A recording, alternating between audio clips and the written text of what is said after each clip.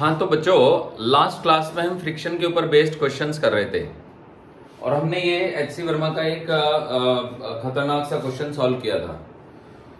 लेकिन अभी तक हम इंक्लाइन प्लेन के क्वेश्चन नहीं किए हैं हमने। तो आज से मैं इंक्लाइन प्लेन के कॉन्सेप्ट की शुरुआत कराता हूँ, ठीक है। इंक्लाइन प्लेन से पहले मैं आपको सिखाता हूँ कि एंगल ऑफ फ्रिक्शन किसे कहते हैं। देखिए,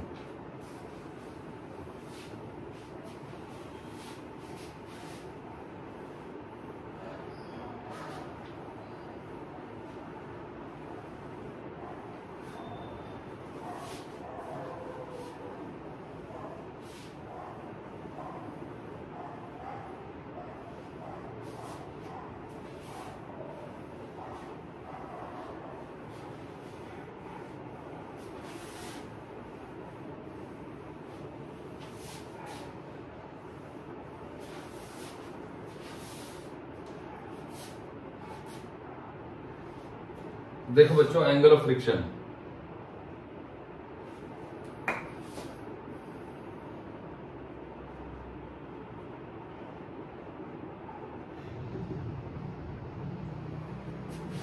तो क्या होता है कि जैसे मान लीजिए कि ये एक ब्लॉक है,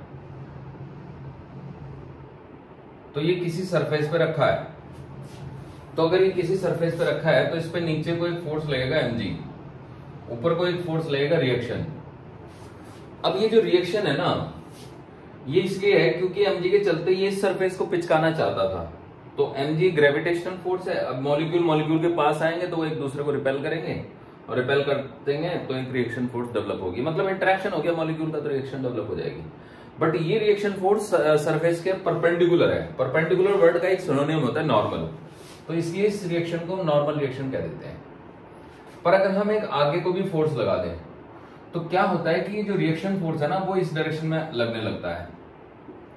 तो अब इस रिएक्शन के आप दो कंपोनेंट कर सकते हैं। एक कंपोनेंट तो इस तरफ आ गया जिसका नाम नॉर्मल रिएक्शन हो गया, एक कंपोनेंट इस तरफ आ गया जिसका नाम फ्रिक्शन हो गया। अगर आप इसको बढ़ाते चले जाएं तो रिएक्शन फोर्स बढ़ती चली जाएगी। मतलब नॉर्मल रिएक्शन तो उतनी रहेगी क्योंकि उसको तो हमेशा mg के बराबर रहना है। ये वाला कंपोनेंट बढ़ता चला जाएगा। अब ये कंपोनेंट बड़ा होने से ये वाला जो एंगल है वो बड़ा होता चला जाएगा। लेकिन क्योंकि फ्रिक्शन की भी एक सीमा है, लिमिटिंग फ्रिक्शन, फ्रिक्शन इससे एक्सीड नहीं कर सकता, तो इसलिए इस एंगल की भी अपनी एक लिमिट हो गई। मतलब तो जो बड़े से बड़ा एंगल नॉर्मल रिएक्शन और नेट रिएक्शन के बीच बन सकता है ना, उसी का नाम होता है एंगल ऑफ फ्रिक्शन। तो डेफिनेशन ये होती है, it is defined as the maximum angle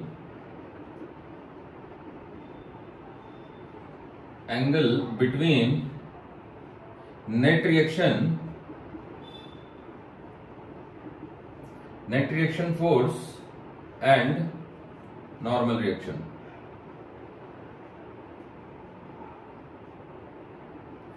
तो नॉर्मल रिएक्शन और नेट रिएक्शन फोर्स के बीच में जो बड़े से बड़ा एंगल बन सकता है उसी का नाम होता है आपका angle of friction. Angle of friction is defined as the maximum angle between net reaction and. तो एंगल मैक्सिमम कब होगा? जब ये वाला कंपोनेंट मैक्सिमम होगा। ये वाला कंपोनेंट कितना होता है? ये लिमिटिंग फ्रिक्शन होता है। तो आप देख सकते हो बच्चों कि अगर मैं इस ट्रायंगल को देखूं तो ये FL है, तो ये वाली लंबाई भी FL हो जाएगी और ये तो N है ही। तो यहां से हम लिख सकते हैं कि tan phi is equal to FL by N, है ना।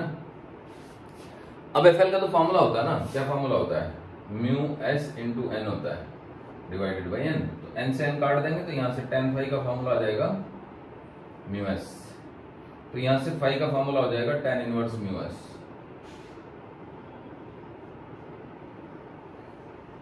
So this will be the formula of phi. ठीक है, तो एंगल ऑफ फ्रिक्शन का फॉर्मूला हो गया आपका tan इनवर्स म्यू S। तो मुझे लगता है आप समझ गए। अब इसके ऊपर क्वेश्चंस तो क्या बनेंगे? मान लो ये m मास का ब्लॉक है, इसके ऊपर कोई खास क्वेश्चन नहीं बना सकते हम। अब इससे अगले टॉपिक का नाम है एंगल ऑफ रिपोज। देखिए,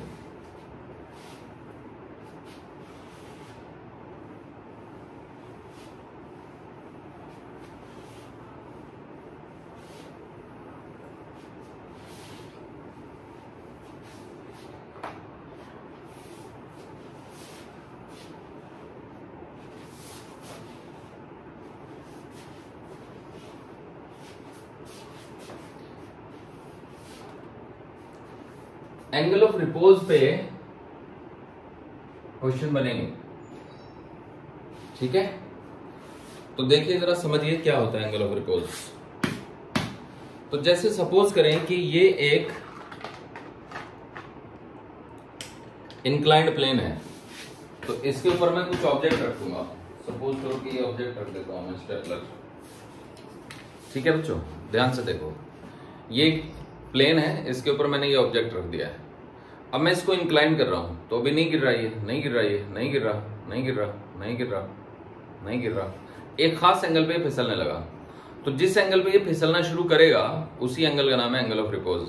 अब देखिए, अगर मैं सरफेस दूसरी ले लूं, सपोज करो मैं ये सरफेस लेता हूं, तो हो सकता है ये जल्दी फिसले, हॉरिजॉन्टल, टिल्टेड, ये जल्दी फिसल गया। तो वो सरफेस, ये सरफेस पे भी डिपेंड करेगा कि कौन सी सरफेस की बात हो रही है। इधर रखेंगे तो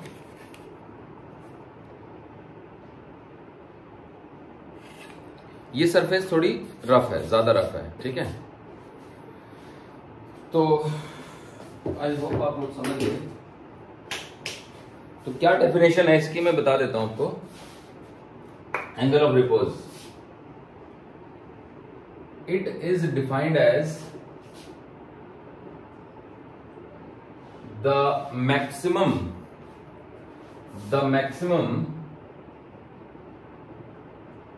angle of an inclined plane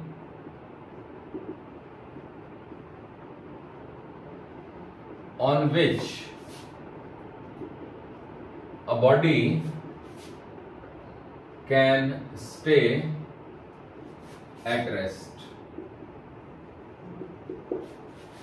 It is defined as the maximum angle of inclination of an inclined plane on which a body can stay at rest. ठीक है। तो देखिए, ये एक इंक्लाइंड प्लेन है।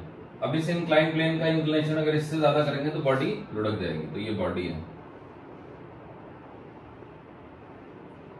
एम मास की, ये एंगल मान लो फाई ही है, फाई से भी रिप्रेजेंट कर सकते हैं, कोई दिक्कत नहीं है। तो अब देखिएगा, इसके ऊपर एक कंपोनेंट लगेगा इधर को, जिसका नाम होगा mg sin फाई। एक कंपोनेंट लगेगा इधर को जिसका नाम होगा mg cos फाई। एक कंपोनेंट लगेगा इधर को जिसका नाम होगा नॉर्मल रिएक्शन। अब यहां पे जो फ्रिक्शन लग रहा है ना, वो इस प्रकार से है कि बस वो अपनी अधिकतम वैल्यू पे है, मैक्सिमम वैल्यू पे है, क्योंकि अगर वो इससे एक्सीड कर गया तो फिर ये फिसलने लगेगा। मतलब इससे एक्सीड नहीं कर सकता वो, क्योंकि अगर हम एंगल को जरा सा बड़ा कर देंगे तो फिसल जाएगा। तो लिमिटिंग फ्रिक्शन लग रहा है, समझे बच्चों। लिमिटिंग का मतलब है स्टैटिक फ्रिक्शन की मैक्सिमम वैल्यू, अधिकतम, एक्सट्रीम, सीमांत वैल्यू। तो अब अगर ये स्टेशनरी है तो n और mg cos phi, n must be equal to mg cos phi, या n में से mg cos फाई जाएंगे तो 0 बचेंगे। ऐसा लिखने का मतलब है कि हम वर्टिकल डायरेक्शन में न्यूटन सेकंड लॉ लगा रहे हैं, net force is equal to 0, या फर्स्ट लॉ भी समझ सकते हैं, net force is equal to 0। ऐसे इस डायरेक्शन में भी फर्स्ट लॉ लगाना पड़ेगा क्योंकि स्टेशनरी है ना ये। तो mg sin phi minus fl is equal to 0। तो mg sin phi is equal to fl। fl का फॉर्मूला होता है μs इंटू n का फॉर्मूला ऊपर पड़ा हुआ है। तो mg sin phi is equal to μs into mg cos phi. तो आप देख सकते हो कि mg कैंसिल, तो यहां से tan phi is equal to आ गया μs, दिस इज इट। तो यहां से फाई आ गया आपका tan इनवर्स μs।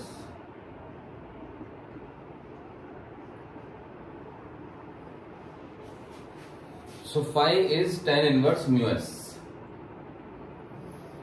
तो आप देख सकते हो कि आंसर वही आ गया। तो कुल मिला के एंगल ऑफ रिपोज और एंगल ऑफ फ्रिक्शन दोनों की वैल्यू tan इनवर्स μs ही होती है। तो ये तो अच्छी बात है कि हमें बार बार अलग अलग फॉर्मूला याद नहीं रखना पड़ेगा, दोनों एक ही वैल्यू होती है, हालांकि डेफिनेशन दोनों की अलग अलग है। तो अब हम कुछ क्वेश्चंस करेंगे, ठीक है, देखिएगा।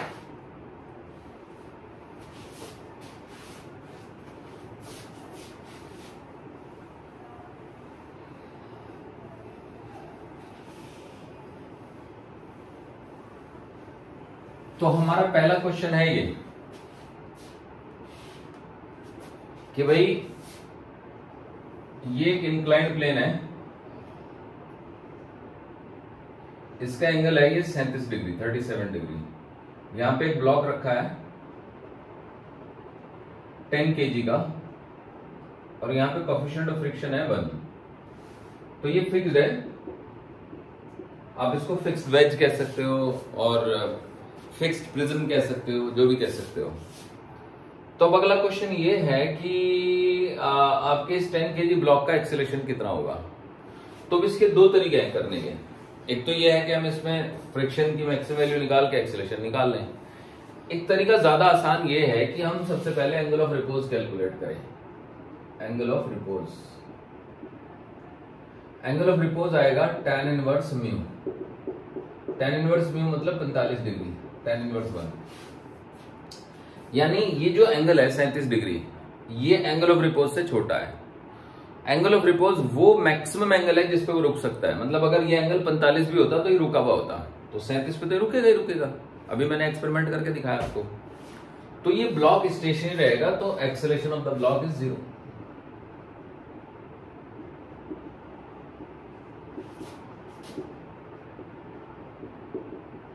तो ये अच्छी बात हो गई। और बस दिक्कत ये है कि क्या कहते हैं,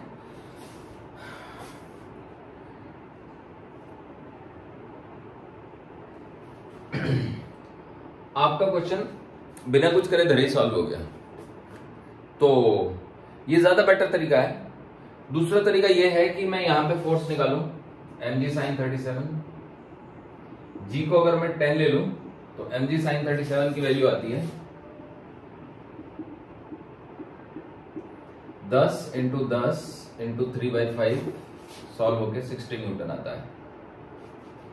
अब मैं FL की वैल्यू निकालूं या FK की वैल्यू निकालूं, तो एक्चुअली क्योंकि म्यूएस और म्यू के तो दे नहीं रखा, म्यू ही दे रखा है, तो जो FS है वही FK भी होगा।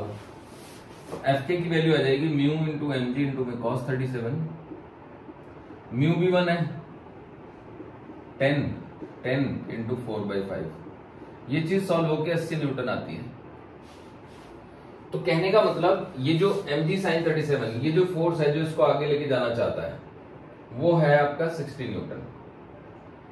ये जो फोर्स यहां पे लग रहा है ये है आपका 80 न्यूटन, है ना।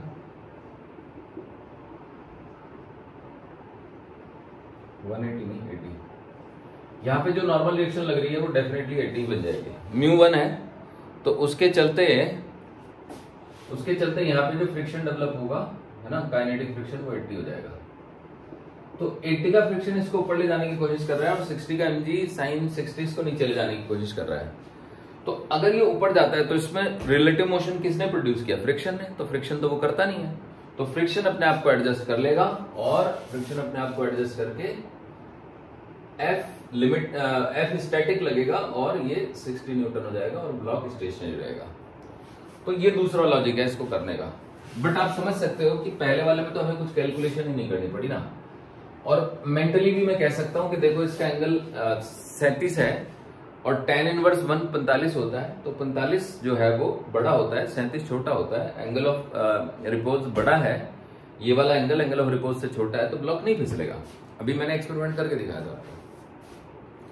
तो इस तरीके से ये वाला क्वेश्चन हो गया। अब आगे बढ़ेंगे और एक दूसरा क्वेश्चन करेंगे।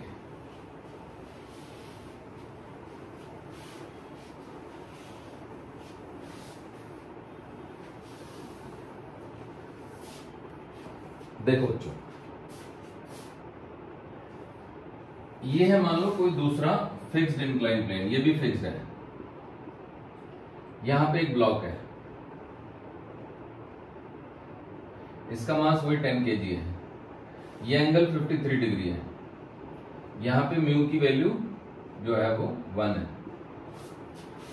तो अगर म्यू की वैल्यू 1 है तो आप क्या कह सकते हो? आप यही कह सकते हो कि सर जो इसमें एंगल ऑफ रिपोज आएगा वो कितना आएगा? एंगल ऑफ रिपोज वो आएगा tan इनवर्स म्यू, यानी कि tan इनवर्स 1 यानी कि 45 डिग्री। अब 45 बड़ा होता है कि 53 बड़ा होता है? 53 बड़ा होता है। द आंसर इज 53 बड़ा होता है। तो अब ये तो बात बिल्कुल क्लियर है कि इसकी टेंडेंसी नीचे फिसलने की होगी। तो अगर इसकी टेंडेंसी नीचे फिसलने की है, मतलब ये फिसलेगा, जैसा पिछले केस में हुआ था ना कि वो फिसल ही नहीं रहा था, ऐसा नहीं है, ये फिसलेगा। तो अगर ये फिसलेगा तो फिर अब आप फोर्सेस निकाल लेंगे। तो देखिए जनरल मेथड बताता हूं मैं। तो यहां पे जो थीटा है, इसको हम थीटा समझ लेते हैं। So here theta which is 53 degree is greater than phi which is angle of repose 45 degree. समझे ना बच्चों? मतलब जो थीटा यानी angle of inclination of inclined plane है वो ज्यादा है, तो ये फोर्स हो जाता है हमारा mg sin थीटा, ये हो जाता है mg cos थीटा, ये हो जाता है नॉर्मल रिएक्शन, यहां पे लग जाता है mu into normal reaction.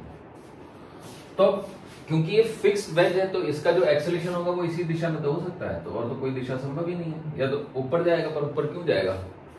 Gravity जो पुलिंग फोर्स है वो तो नीचे खींच रहा है ना इसको, एक्चुअली ग्रेविटी के चलते ही लुढ़क के नीचे आ रहा है। ठीक है, ऊपर तो इसको फ्रिक्शन ले जाएगा, फ्रिक्शन रिलेटिव मोशन प्रोड्यूस करता नहीं है, तो ऊपर तो जाने का सवाल ही नहीं है। तो देखिए हम कहेंगे mg sin theta minus mu into N is equal to M A, यानी कि mg sin theta minus mu into, अब देखो n जो है वो mg cos थीटा के बराबर होगा, तो n minus mg cos theta बराबर हो जाएगा 0। तो माइनस म्यू इंटू में mg cos theta is equal to M A, M यहां से काट देते हैं, g कॉमन ले लेते हैं, तो sine theta minus mu cos theta is equal to A. तो अब वैल्यूज डाल देते हैं बच्चों। तो g को 10 ही ले रहे हैं हम लोग, है ना, 9.8 भी लेते हैं कभी कभी, बट फिलहाल के लिए 10। साइन 53 माइनस 1 इंटू कॉस 53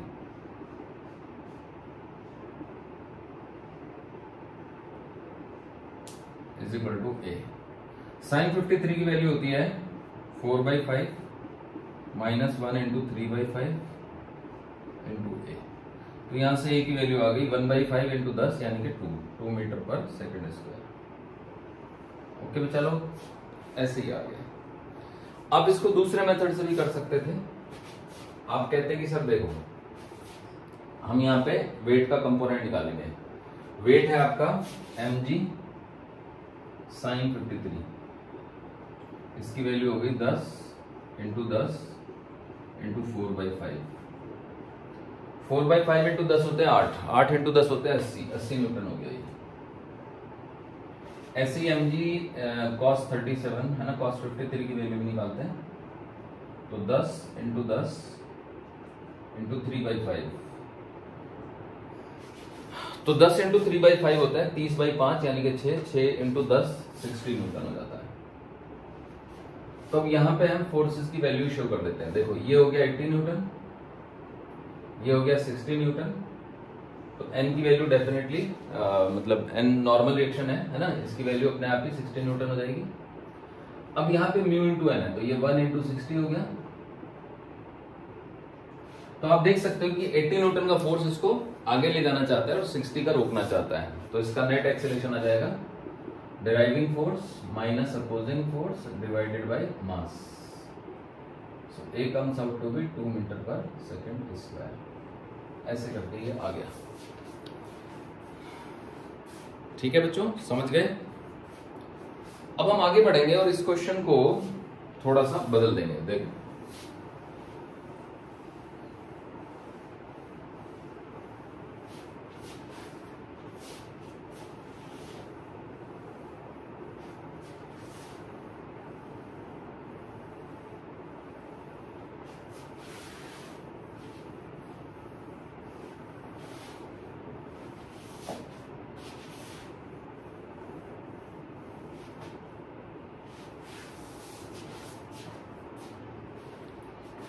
देखिएगा, अब ये क्वेश्चन दिया है कि यहां पे हमने एक फोर्स लगाया है F, ठीक है, इसको हम लिख देते हैं 1 इंटू 60 न्यूटन, है ना, मतलब ये फ्रिक्शन है एक्चुअली।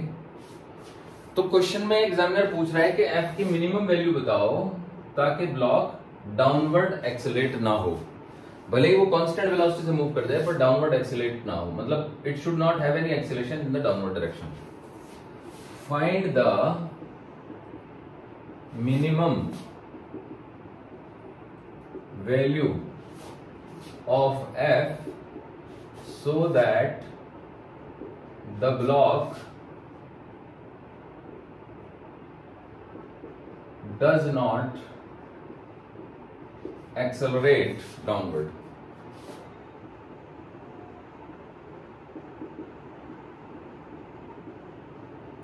Downwards. ठीक है बच्चों, तो हमें एफ की वो मिनिमम वैल्यू बतानी है जिससे कि ब्लॉक डाउनवर्ड एक्सेलरेट नहीं करेगा। तो आप देखिए कि अगर हम एफ को कम से कम रखेंगे तो ये बड़ा फोर्स है, ये छोटा है, तो इसकी टेंडेंसी तो नीचे ही आने की है ना। तो अगर नीचे ही आने की है तो क्योंकि फ्रिक्शन अपने आप को एडजस्ट करता है तो फ्रिक्शन अपनी मैक्सिमम वैल्यू 60 पे ला सकता है। तो हम ये कहेंगे कि एफ मिन है ना, एफ मिन, क्योंकि ये कम से कम लगाओगे तो फिर फ्रिक्शन, इसकी टेंडेंसी नीचे जाने की होगी, नीचे जाने की होगी तो फ्रिक्शन आपको सपोर्ट करने आएगा। So F min plus mu N is equal to M G sine theta, M G sine theta. So F min plus mu into में mg cos theta is equal to mg sin theta. F min plus 1 into में mg into में cos 53 is equal to mg into में sin 53।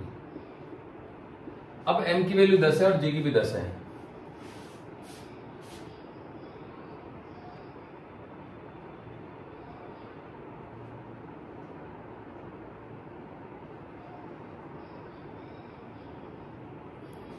ठीक है बच्चों,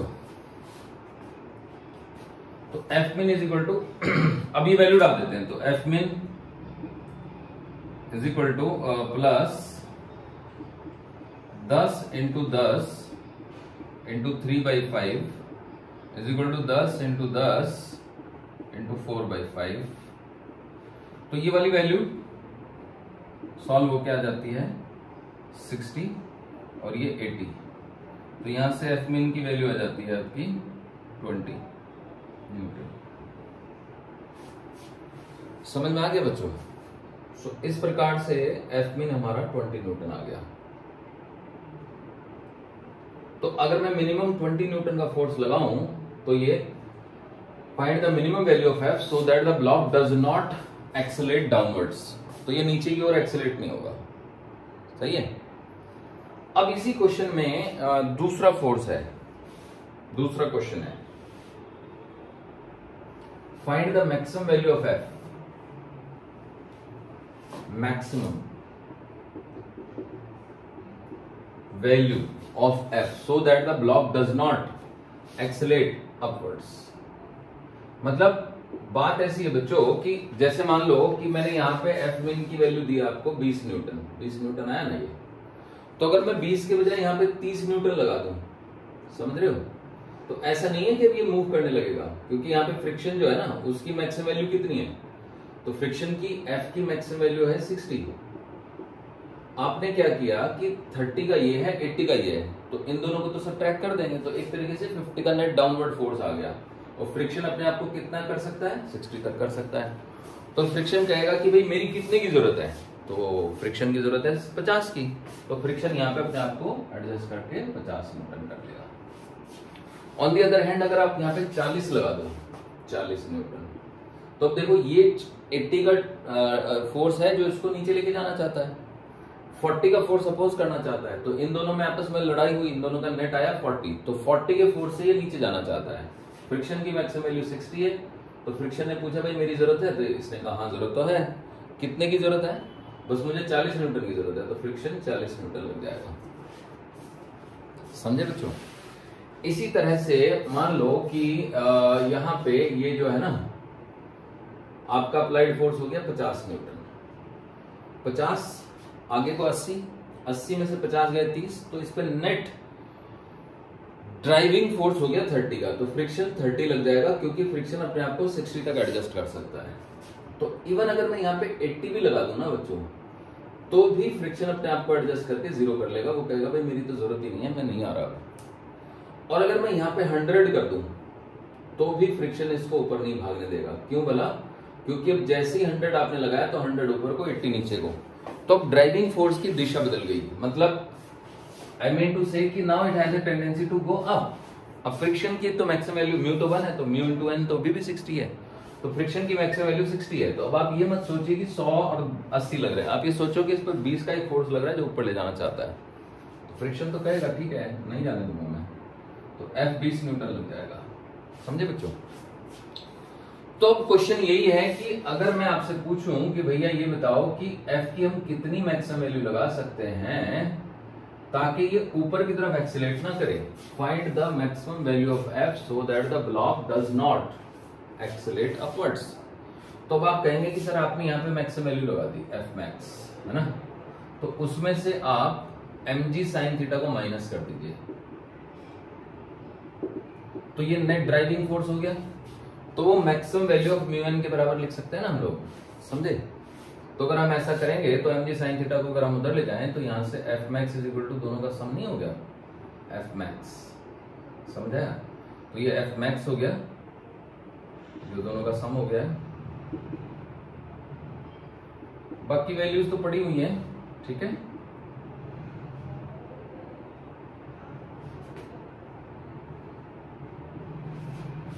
तो is equal to कितना आ गया? ये आ गया बच्चों F max is equal to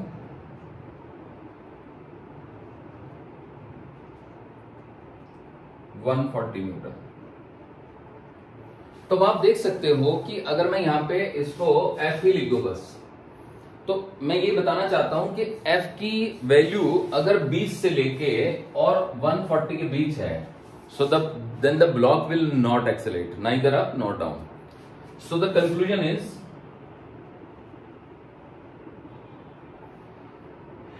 if the value of F is between 20 Newton and 140 Newton, the block will not accelerate.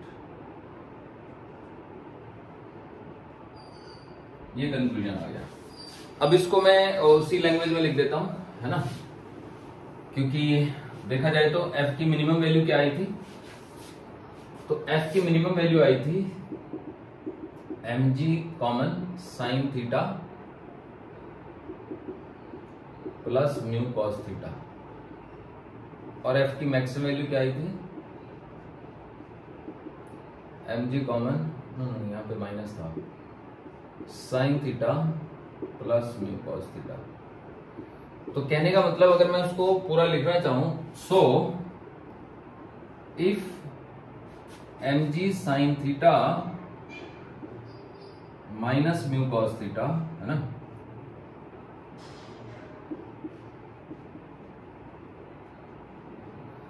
Is less than F, मतलब ये वाली चीज छोटी है F से, मतलब F बड़ा है इससे, है ना, इक्वल टू भी कर सकते हैं, less than equal to mg into में sine theta plus mu cos theta, then the block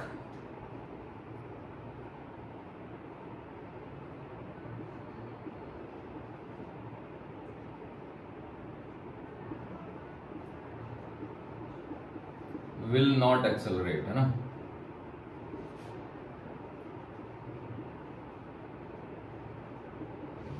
neither upward nor downward। अभी समझ आ गया आपको?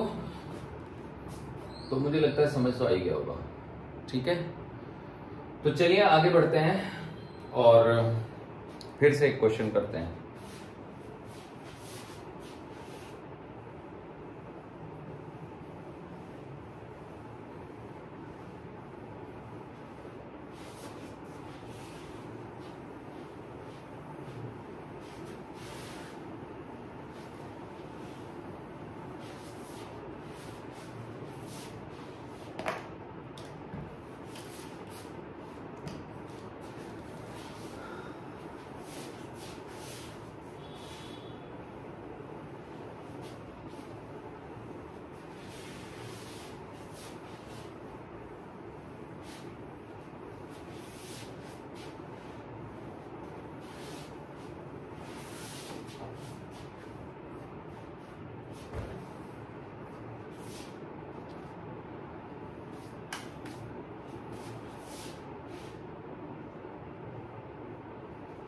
देखो बच्चों,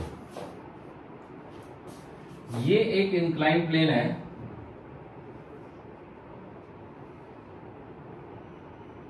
और इसका जो एंगल है वो 45 डिग्री है, और यहां पर एक ब्लॉक है, ये 14 kg का है, और यहां पे म्यू की वैल्यू है 3/4। ओके, ये फिक्स्ड है, ठीक है ना, ये चल नहीं सकता है। तो क्वेश्चन ये है कि ब्लॉक का एक्सेलेरेशन बताइए। Find the acceleration of the block, find the acceleration of the block, है ना।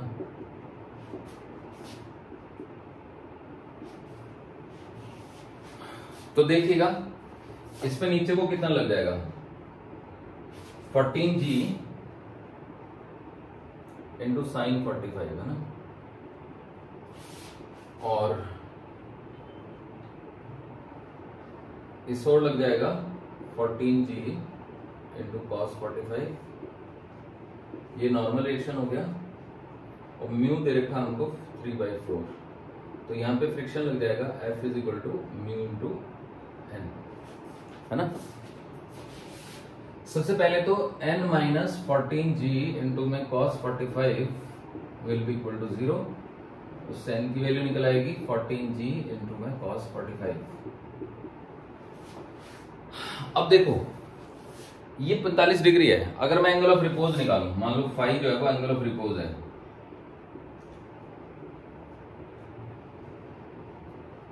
तो उसकी वैल्यू tan इनवर्स 3/4 आती है, जो कि एक्चुअली 37 डिग्री होता है। तो 37 छोटा है, तो इसका मतलब ये फिसलेगा तो है ही, तो इसीलिए फ्रिक्शन अपनी मैक्सिमम वैल्यू पे लगेगा। तो हम कह सकते हैं कि इसका एक्सेलेरेशन हो जाएगा 14g इंटू में sine 45 minus friction mu into में n, म्यू इंटू में 14g, है ना, इंटू में cos 45 डिवाइडेड बाई 14, ये मास 14 है, इसका 14 की टर्म कट जाएगी, एक ही वैल्यू आ जाएगी g कॉमन, तो साइन 45 माइनस 3/4 इंटू कॉस 45, है ना। सो g हो गया हमारा 10, ये हो गया 1/√2 माइनस 3/4 इंटू 1/√2, तो 1/√2 we can take common, so 10/√2 into 1 minus 3/4, so this is 1/4, तो 10/√2 into 1/4, so you can say 5 हो गया ये, है ना। 10/√2 को 5√2 कर सकते हैं, तो 5√2/4, दिस इज द आंसर। अगर वैल्यू निकालना चाहें तो हम निकाल सकते हैं, तो 5√2/4 की वैल्यू आ जाएगी आपकी, 5√2 की वैल्यू निकाल लेते हैं, 5 इंटू में 1.414 डिवाइडेड बाई 4, तो ये हो गया आपका 5.656/4, है ना। डिवाइड कर देंगे, 4 कम 4, बच गए 16, 4 चौके 16, नहीं गलत हो गया ये, 5 से मल्टीप्लाई करेंगे ना इसको, 14×5 = 70, तो 7.07 आएगा, 7.07/4, 4 कम 4 बच गए कितने 30, 4 से 28, है ना, बच गए कितने 2, 27, तो 4 6 24 बच गए 3, तो 4 से 28 बच गए 2 5, अजीब सी वैल्यू आ गई, चलो जो भी आ गए, मीटर पर सेकंड स्क्वायर 1.765 मीटर पर सेकंड स्क्वायर। ठीक है बच्चों, अब क्या करना है, अब इस क्वेश्चन में एक दूसरा सवाल है, और वो ये है, ध्यान दीजिएगा।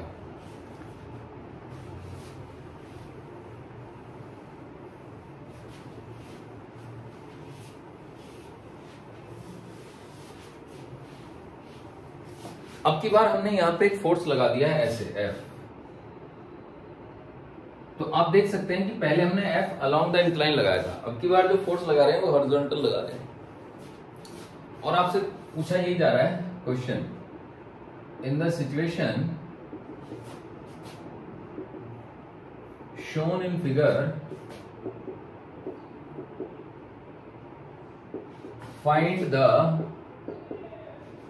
minimum value of F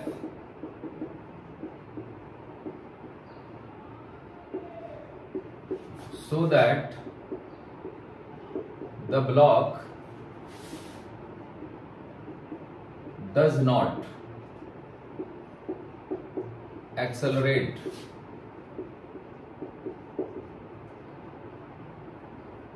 downwards, है ना।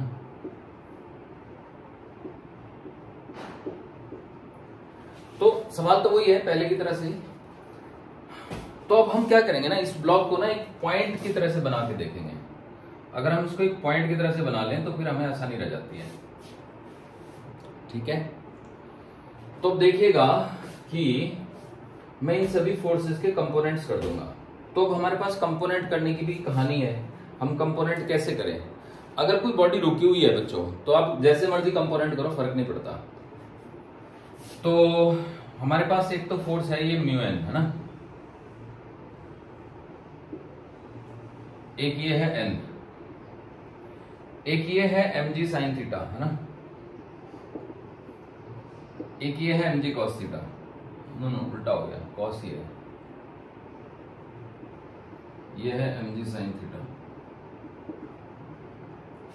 अब जो F लग रहा है वो ऐसे लग रहा है। ठीक है बच्चों, ध्यान दीजिएगा, ये वर्टिकल डायरेक्शन है, ये हॉरिजॉन्टल है। तो F आपका ऐसे लग रहा है और ये एंगल आपका थीटा है। ठीक है, ये भी थीटा ही हो गया एक तरीके से। तो अब अगर आप F के कंपोनेंट करेंगे, ये F है ना ऐसे, तो इस F के जब आप कंपोनेंट करेंगे तो इधर वाला कंपोनेंट आएगा F साइन थीटा और इधर वाला कंपोनेंट आएगा F कॉस थीटा। तो ये मैं F यहाँ पे शो नहीं कर रहा हूं, ठीक है, बस कंपोनेंट यहाँ पे शो कर देता हूं मैं। ठीक है, देखो ये एंगल थीटा हो गया, तो F का ये कंपोनेंट हो गया F cos थीटा, है ना, और ये हो गया F sin थीटा। क्योंकि F भी शो करो और कंपोनेंट भी शो करो तो फायदा नहीं है।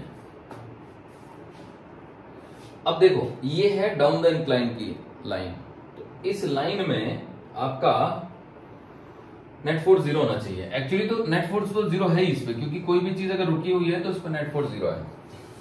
तो आप देख सकते हो कि mg sin थीटा इन दोनों को बैलेंस कर रहा है। तो mg sin theta must be equal to f cos theta plus mu n, है ना, समझे बच्चों। और यहां से n की वैल्यू ले लो। n की वैल्यू क्या है? n must be equal to this, so n must be equal to f sin theta plus mg cos theta. अगर n की वैल्यू यहां पुट कर दूं मैं तो कितना आ जाएगा? तो ये आ जाएगा mg sin theta is equal to, थोड़ा और नीचे कर लेते हैं,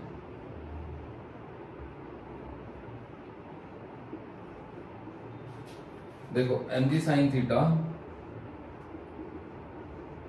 is equal to f cos theta plus mu into n, और n की वैल्यू पड़ी हुई है म्यू इंटू में n is f sin theta plus mg cos theta. ठीक है जी। तो अब हमें तो f निकालना था ना, तो सारे f को एक तरफ रखेंगे और इसको इधर ले आएंगे। तो देखो ये हो गया आपका mg sin theta minus mu mg cos theta is equal to f common cos theta minus mu sin theta. ठीक है, तो यहां से हमारा f आ गया। देखिए मिटा देता हूं, जगह बना लेता हूं। So from here I get f is equal to mg common ले लेते हैं, sin theta minus mu cos theta, sin theta minus mu cos theta divided by cos theta minus mu sin theta. दोनों तरफ minus कैसे हो सकता है?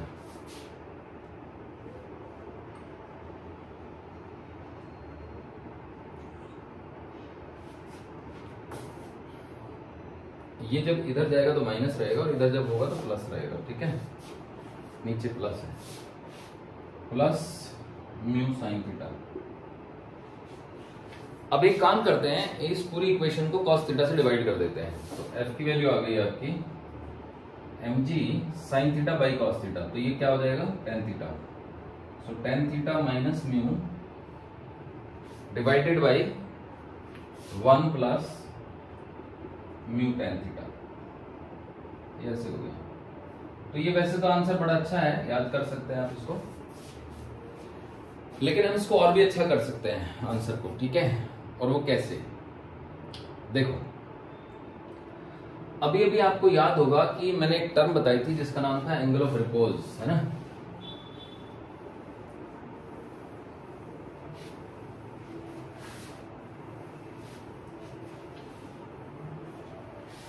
तो इस सरफेस के लिए, इस ट्रायंगल के लिए एंगल ऑफ रिपोज कितना आएगा, तो let us calculate the angle of, ये एफ अभी है बच्चों, समझ रहे हो, गायब नहीं हुआ ये।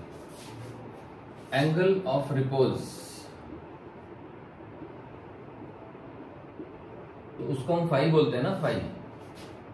तो phi is equal to tan inverse mu,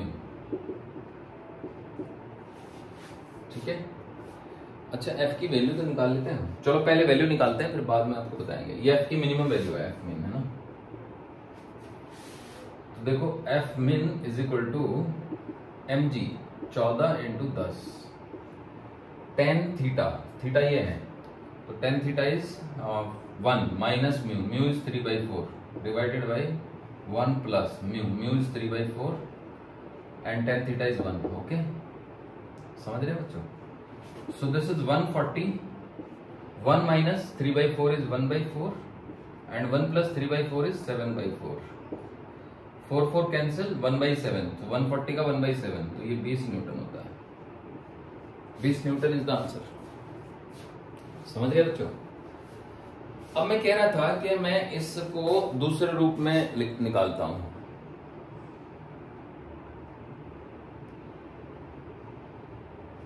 ठीक है बच्चों। तो देखिएगा दूसरे रूप में निकालते हैं। सो F min is M G, अब यहां से tan फाई क्या बन गया, tan फाई म्यू बन गया ना, tan phi is equal to mu. So tan theta minus tan phi divided by 1 plus tan theta into tan phi, ये आ गया, ठीक है। सो एफ मिन कितना हो गया, एम जी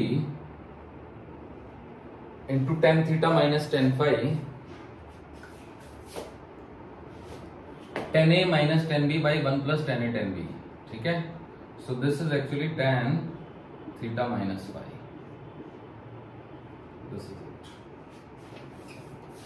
तो ये यहां पे ऐसे फॉर्मूला बन सकता है tan थीटा माइनस फाई, क्योंकि फॉर्मूला होता है tan a minus tan b by 1 plus tan a tan b is tan a minus b। तो हो सकता है आपको ये पता, हो सकता है ना पता हो, तो लेकिन अब आपको शायद ये क्लियर हो गया होगा।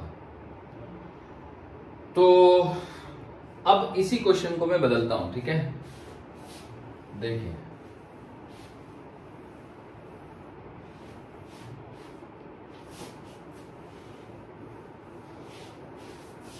अब क्वेश्चन है ये, in the situation shown in figure find the maximum value, maximum value of f so that the block does not accelerate upwards, है ना। अब की बार f की वो मैक्सिमम f की वो वैल्यू बताओ ताकि ये अपवर्ड एक्सेलेरेट ना करे। तो अब जैसे ही आपने ये फोर्स को बढ़ा दिया, f मैक्स कर दिया, अब ये जो फ्रिक्शन है ना, इसकी दिशा बदलेगी। क्यों बदलेगी, आप कहोगे सर क्यों बदलेगी, तो देखो बदलेगी इसलिए क्योंकि ये जो फोर्स है ना ये बड़ा हो गया, और बड़ा फोर्स जो है वो इसको ऊपर खींचना चाहता है।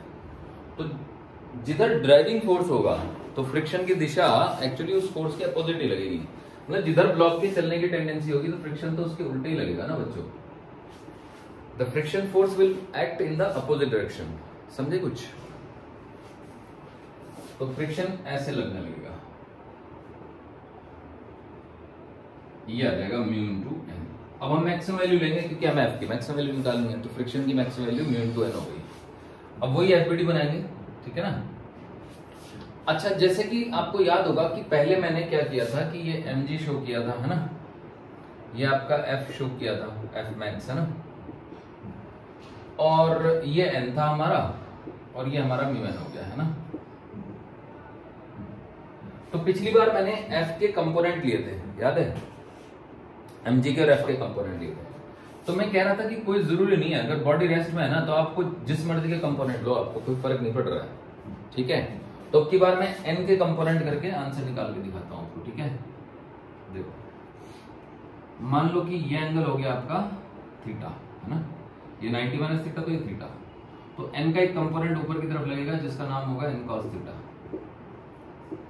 n का एक कंपोनेंट इस तरफ लगेगा जिसका नाम हो जाएगा n sin थीटा, इसका म्यू n का एक कंपोनेंट इस तरफ लगेगा जिसका नाम हो जाएगा म्यू n इंटू में cos थीटा, और म्यू n का एक कंपोनेंट नीचे की तरफ लगेगा जिसका नाम हो जाएगा mu into n into sine theta. सही है। तो अब यहां पे दिखा देता हूं मैं, कंपोनेंट्स ही दिखाएंगे बस अब यहां पे। तो देखिएगा ये ब्लॉक है 14 kg का, है ना, एक फोर्स तो यहां पे लग गया एफ मैक्स, एक यहां पे लग गया mg, ओके, और n का कंपोनेंट ऊपर को है n cos थीटा,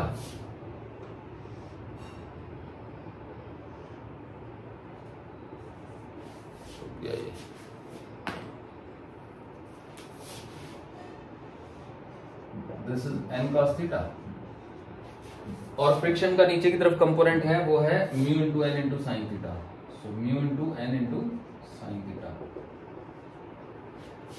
ऐसे ही आपके क्या कहते हैं, इसके कंपोनेंट है, एक है n साइन थीटा लेफ्ट की तरफ, और एक है म्यू n cos थीटा। अब क्योंकि मैं आपको बता चुका हूं कि आप फोर्सेस को जैसे मर्जी तोड़ लो, कुछ फर्क नहीं पड़ता। तो अगर मैं n cos थीटा की बात करूं, mg plus this is equal to this, तो जगह तो है यहां पे, हो जाएगा mg plus mu into n into sine theta is equal to n cos theta. थोड़ा इसको तमीज से लिख लेते हैं, या चलो छोड़ो, यहां से f मैक्स की वैल्यू आ गई n sine theta plus mu n cos theta, so f max is equal to n sine theta plus mu n cos theta. इसको थोड़ा तमीज से लिख लेते हैं, तो ये बन गया mg is equal to n cos theta minus mu n sine theta. अब अगर मैं इन दोनों को डिवाइड कर दूं तो ध्यान से देखिए, इधर भी n है, इधर भी n है, n कॉमन लेके कट जाएगा, तो f मैक्स बाई mg, ऊपर से n कॉमन ले लो, sine theta plus mu cos theta, यहां से भी n common, cos theta minus mu sine theta,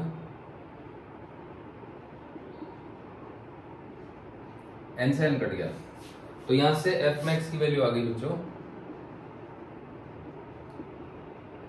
sign mg into में sine theta plus mu cos theta divided by cos theta minus mu sine theta. अब मान लीजिए कि आप इसको cos थीटा से डिवाइड कर देते हैं दोनों तरफ, तो अगर आप इसको cos थीटा से डिवाइड कर देंगे बच्चों तो क्या मिलेगा आपको, तो मिलेगा आपको f max is equal to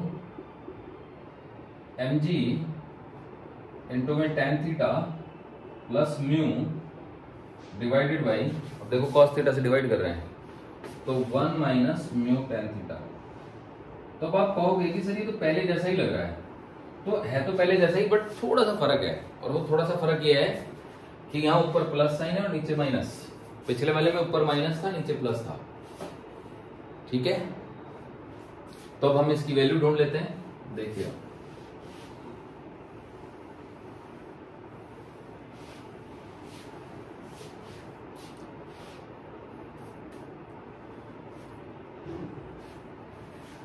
हम इसकी वैल्यू ढूंढेंगे तो f की वैल्यू आएगी, f मैक्स की वैल्यू आएगी आपकी,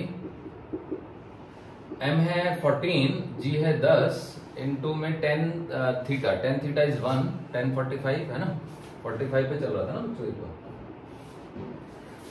mu is 4/3, 3/4 sorry, divided by 1 minus 3/4 into 1 है ना। सो दिस इज 140, ऊपर हो गया आपका 7/4 और नीचे हो गया 1/4, 4 cancel, 140 into 7, so this is 980। तो आप देख सकते हैं बहुत बड़ा फोर्स आ गया, क्योंकि खेल ही बदल गया ना, तो ये फोर्स बहुत बड़ा आ गया, समझ गए बच्चों। तो अब आप कहेंगे कि सर अगर हमें मान लीजिए यहाँ पे F की वैल्यू वो दे दे कि भाई F की वैल्यू है मान लो 1200 न्यूटन है ना, मान लो F जो है वो 1200 न्यूटन है, क्वेश्चन बदल देता हूं मैं सपोज, फिर हम कैसे करेंगे? क्या हम तब भी ऐसे तोड़ सकते हैं इसको? मान लो मैं यहां पे F लगा दूं 1200 न्यूटन, क्या हम इस तरह से तोड़ के इसको सॉल्व कर सकते हैं? द आंसर इज नो, क्योंकि इसके एक्सेलेरेशन की तो दिशा यही हो सकती है ना, फिर आप इसको वर्टिकल और हॉरिजॉन्टल में नहीं रिजॉल्व कर सकते, समझ गए बच्चों। तो उस केस में फिर ये गड़बड़ हो जाएगा। लेकिन अगर बाई चांस कुछ ऐसा हो कि इसका कुछ हॉरिजॉन्टल एक्सेलेरेशन हो, जैसे कि ये एक इंक्लाइंड प्लेन पे सर्कल में घूम रहा है, जैसे मान लो ये एक है ना कोन हो गया, इन्वर्टेड कोन, और यहाँ पे एक पार्टिकल घूम रहा है ऐसे सर्कल में, फ्रिक्शन भी है, तो अब इसका एक्सेलेरेशन तो AC है ना हॉरिजॉन्टल दिशा में, तब उस केस में, और ये F की जगह पे ये सेंट्रीफ्यूगल फोर्स आ जाएगा है ना, m⍵²r, उस दिशा में ऐसे तोड़ना बिल्कुल सूटेबल रहेगा, क्योंकि भैया एक्सेलेरेशन इस तरफ है, तो उस दिशा में आप क्या कहोगे, n sin theta plus mu n cos theta है ना, must be equal to this, या फिर ये हटा दो क्योंकि ये तो सेंट्रीफ्यूगल फोर्स है ना ग्राउंड के फ्रेम में, ये वाला force is equal to m into AC लिख दोगे आप, तो n sin theta plus mu into n into cos theta is equal to m into AC। तो आपके लिए ऐसे रिजॉल्व करना सूटेबल रहेगा, क्योंकि इसका ये इंक्लाइंड प्लेन पे कोई बॉडी ऐसे घूम रही है, फ्रिक्शन भी है, तो वो m इंटू AC लिख दोगे फिर आप, और वर्टिकल डायरेक्शन में तो कोई मोशन है नहीं, तो वर्टिकल डायरेक्शन में आप लिख दोगे n cos theta is equal to mu into n sin theta plus mg। समझ आया? तो ये इस बात पर निर्भर करता है कि सिचुएशन क्या है। तो एग्जांपल के तौर पे मैं आपको बता देता हूं, ठीक है, देखिएगा।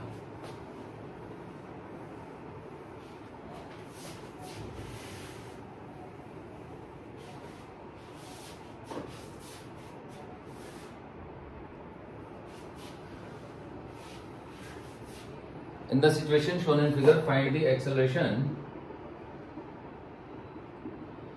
of the block.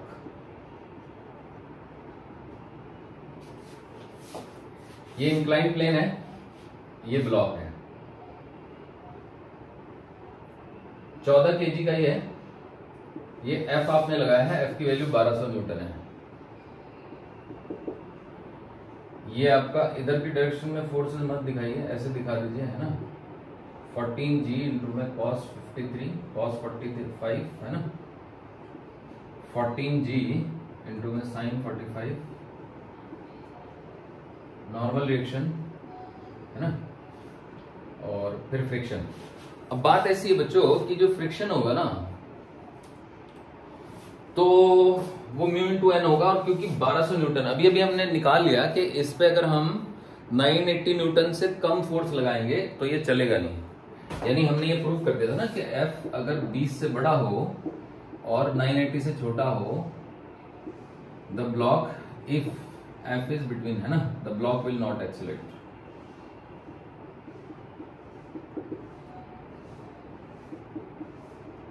ये तो मैंने प्रूव कर ही दिया ना कि अगर F 20 से छोटा है और 980 से बड़ा मतलब 20 से बड़ा है और 980 से छोटा है, तो आपका ब्लॉक एक्सेलरेट नहीं करेगा। अब मैं एक स्पेशल केस लेके बता रहा हूं कि अगर 1200 हो, तो 1200 तो बड़ा है ना, तो देखिए इसकी टेंडेंसी ऊपर भागने की हो जाएगी, तो फ्रिक्शन यहां को लग जाएगा म्यू इंटू n। अब आप इस F के ना दो कंपोनेंट करेंगे बच्चों, एक कंपोनेंट इस तरफ आ जाएगा, यानी यू कैन से कि देखो F के दो कंपोनेंट हो गए, तो बात ऐसी है कि ये वाला एंगल भी ना थीटा ही होगा, मतलब अगर ये थीटा है ना तो ये वाला एंगल भी थीटा ही होगा। तो एफ का जो कंपोनेंट है ना जो इसको ऊपर धक्का दे रहा है तो वो हो गया एफ कॉस थीटा, और एफ का जो कंपोनेंट इसको नीचे दबा रहा है वो हो गया एफ साइन थीटा। समझ गए बच्चों? क्योंकि फोर्स तो पुशिंग का ही है ना ये। थीटा तो 45 है तो ज्यादा अच्छा है, 45 ही लिख दो उसको। अब ध्यान से सुनो, इसमें एक्सेलरेशन ए लिख दिया आपने, तो अगर ये इधर की तरफ एक्सेलरेट हो रहा है तो भैया ये ऐसे ही डालना है आपको, ठीक। तो देखो एफ cos 45 में से गया 14g into sine 45 minus 14g into में sine 45 minus mu into N is equal to 14 into A, ये इक्वेशन बनेगी। और n निकालने के लिए ये वाली इक्वेशन ले लेंगे। देखो तो n plus F sine 45 is equal to 14g into में cos 45। ओके, तो n की वैल्यू क्या आ गई 14g इंटू में cos 45 माइनस एफ साइन 45। डाल दो, सारी वैल्यूज तो पता ही है हमको, है ना। तो अगर मैं डाल ही दूं तो f की वैल्यू 1200 है इंटू में cos 45 माइनस 140 इंटू में साइन 45, है ना, म्यू इंटू एन। तो n की वैल्यू ये हो गई minus mu is I think 3/4, है ना, वही फॉर्मूला है, वही क्वेश्चन है बच्चों, 3/4। तो 3/4 इंटू में n is this 140g, no g नहीं आएगा, जब 140 कर दिया तो g का क्यों ले रहे हैं, इंटू में cos 45 माइनस 1200 इंटू में साइन 45, है ना, इज इक्वल टू 14 इंटू ए। तो राइट साइड में तो बस, अब देखो साइन 45 और cos 45 दोनों की वैल्यू बराबर ही होती है, तो ये मैं काट ही देता हूँ पूरी इक्वेशन में से। एक्चुअली काट नहीं सकते तो इसको कॉमन लेके 1/√2 लिख सकते हैं, काट नहीं सकते। काट कैसे सकते हैं? चलो कोई नहीं, मतलब मैं इसको 1/√2 लिख दूंगा, ठीक है, काटना नहीं है इसको।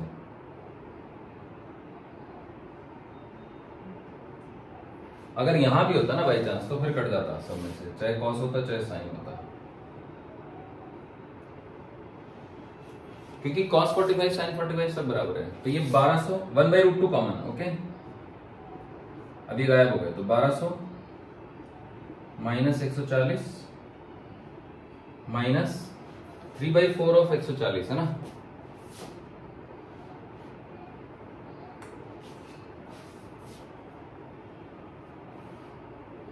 ये कुछ गड़बड़ कर दिया मैंने, हाँ, तो ये तो नीचे को है ना बच्चों, तो ये यहां पे ना n इज इक्वल टू आएगा, इन दोनों का सम होगा, वो गड़बड़ हो गई, क्योंकि ये n ये तो नीचे को है ना, ये भी नीचे, दो नीचे को लग रहा है, वो अकेले इसके बराबर होगा, तो ये प्लस हो जाएगा यहाँ पे, ठीक है।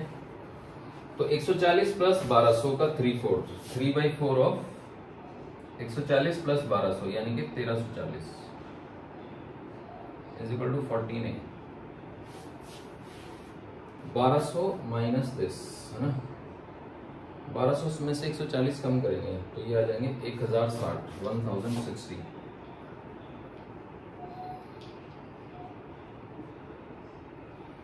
अब इसको 4 से डिवाइड कर दो, है ना, 4 से डिवाइड करेंगे तो 4 3 12, 3 बच गए कितने 14, तो 4 3 12 फिर से बच गए कितने 20, 335 आ गया। 335 का 3 गुना कर देंगे, है ना, यहाँ पे लिख देते हैं a is equal to 1060 minus 335 का 3 गुना, तो 3 पने 15 और 15 का 5,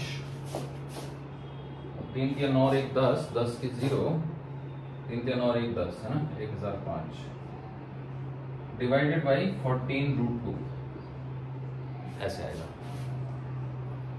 तो 55/14√2 मीटर पर सेकेंड। बाकी तो कैलकुलेट कर लेंगे, वैल्यू निकाल लेंगे। तो इस तरीके से मैंने आपको बता दिया कि कैसे रिजॉल्व करना है। इसमें हमने यूं रिजॉल्व किया क्योंकि ये एक्सेलरेट हो रहा है अप अलोंग द इंक्लाइन, तो आपको एक्सेलेरेशन की डायरेक्शन में ही रिजॉल्व करना होता है फोर्सेस को।